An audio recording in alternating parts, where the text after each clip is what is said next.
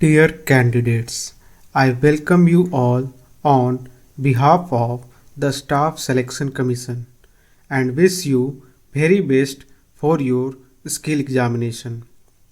I am here to dictate you a passage of 1000 words at speed of 100 words per minute. But before that, you will be given two trial passages of 1 minute each at interval of 20 seconds to get you acquainted with my voice. After completion of two trial passages, your actual passage will automatically start after 30 seconds without any further intimation or warning. These two trial passages need not be typed in your actual transcription. You can also cross them to avoid any sorts of confusion. 10 seconds to start.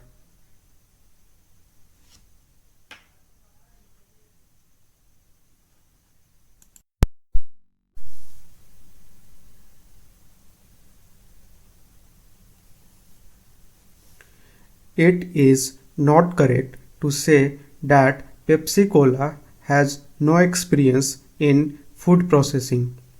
About 60% of the Pepsi Cola's turnover is in food processing. Yesterday, most of the members said it is only a soft drink company.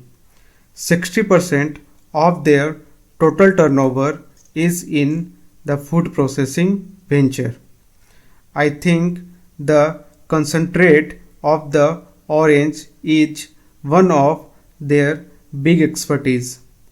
The Agro Center will function in close collaboration with the Indian Council of Agricultural Research and Punjab Agriculture University, Ludhiana. The Agro Research Center will supplement the activities of the ICAR, and the Punjab Agriculture University will also supplement its activities.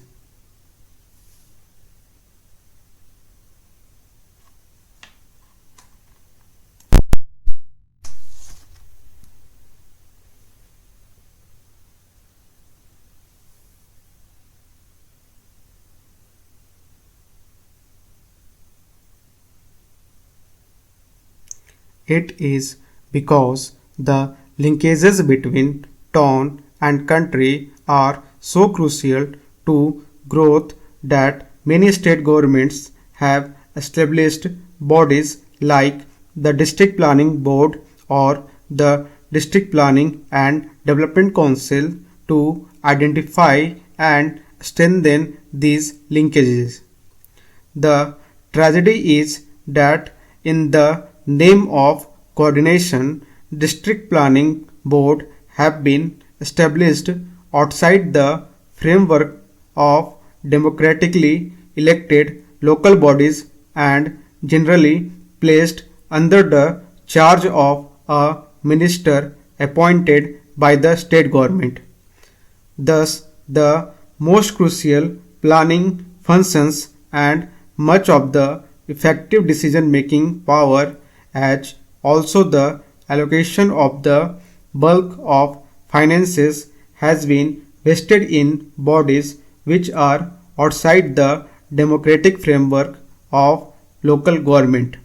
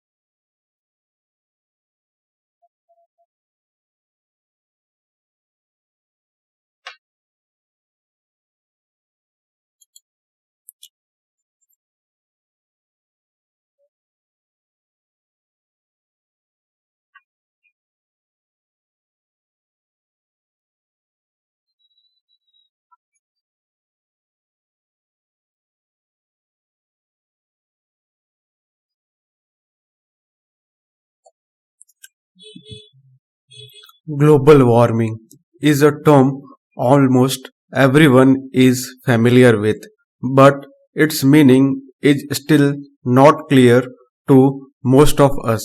So, global warming refers to the gradual rise in the overall temperature of the atmosphere of the earth. There are various activities taking place which have been increasing the temperature gradually. Global warming is melting our ice glaciers rapidly. This is extremely harmful to the earth as well as humans. It is quite challenging to control global warming. However, it is not unmanageable. The first step is solving any problem is identifying the cause of the problem. Therefore, we need to first understand the causes of global warming that will help us proceed in further solving it. Global warming has become a grave problem which needs undivided attention.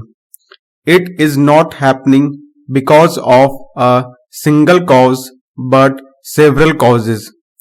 These causes are both natural as well as man-made.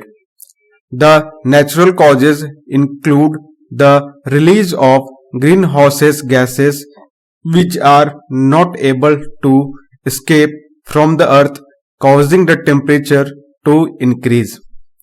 Further, volcanic eruptions are also responsible for global warming.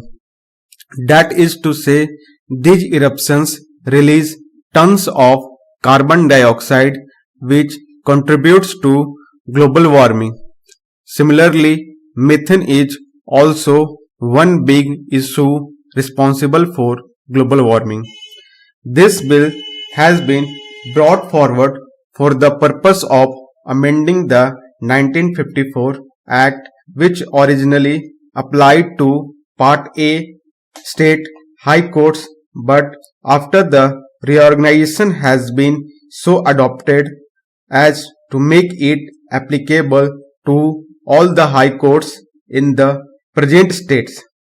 Formerly, so far as the British India was concerned, we had the Order of 1937 under the Government of India Act 1939.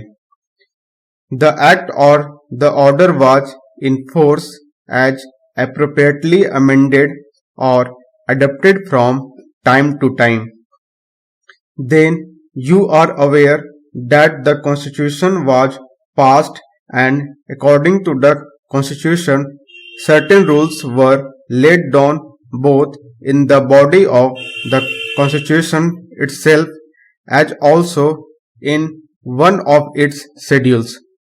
So, certain conditions of service were specified as, for example, the question of remuneration of the High Court judges and the Chief Justices on the various High Courts. But some matters remained. Therefore, in 1954, an act was passed by Parliament so far as the then Part A state high courts were concerned.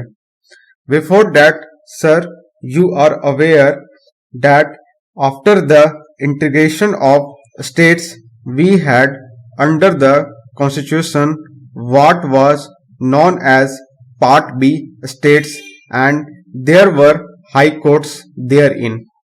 So far as these high courts were concerned, an order was passed in 1953 governing the conditions of service of the Part B State High Court judges. Subsequently, after the reorganization of states, you are aware, sir, that the advantage was taken of the amendments to the constitution in certain respects so far as the High Court judges were concerned, and those amendments were actually came into effect from 1st November 1956.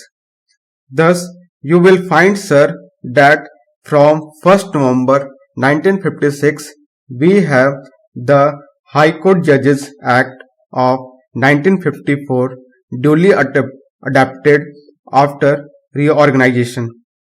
That is the main act, or as it is sometimes called the Parent Act, which is now sought to be amended in respect of certain matters. One is with regard to leave, and it is considered necessary to specify certain circumstances.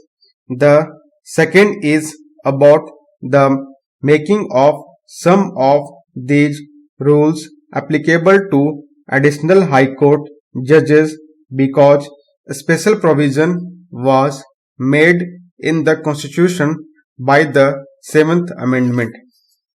Sir, I was mentioning yesterday that the great expectation with which the budget had been presented have been belied so soon that one need not go into the question how far even the ruling party members would be able to claim justification for the statement that prices have been checked. My friend yesterday was talking here about the period of instability and indiscipline which had passed just before the present government took over. Indiscipline, instability, infightings, we are aware of these facts to the extent they plagued our party when we were in power. But sir, I am afraid my friend had not seen the morning papers of yesterday. Otherwise, he would have been aware of the exhibition of unity that was being given by his party men at various places. In Chandigarh itself, there was a report of a regular fighting having taken place between the members of his party, between supporters of the chief ministers of the Haryana and the former defense minister, and they used fisticuffs and sticks, even stones were with the members of his party, which the ruling party is claiming, or maybe it was part of the new economic program which they are always talking about. Sir, about stability, we have a picture of stability in the various states, and I do not want to ask my friend if he had spoken to the chief minister of Andhra Pradesh or Maharashtra or Haryana or any other state to find out how far he was happy with the situation as he was supposed to be presiding over. It is for anyone to see that for more than several months the administration in Andhra Pradesh is at a standstill. We do not know how many ministers are in the dissidents group and how many with the chief minister. This thing go on right from the start. Honorable member has been facing difficult weather in Maharashtra, although there have been explanations to prove and establish that there is no trouble. But people know more than to believe in this. with all the party deserves our good wishes and the finance minister our best hope in the difficult task that he has set himself to.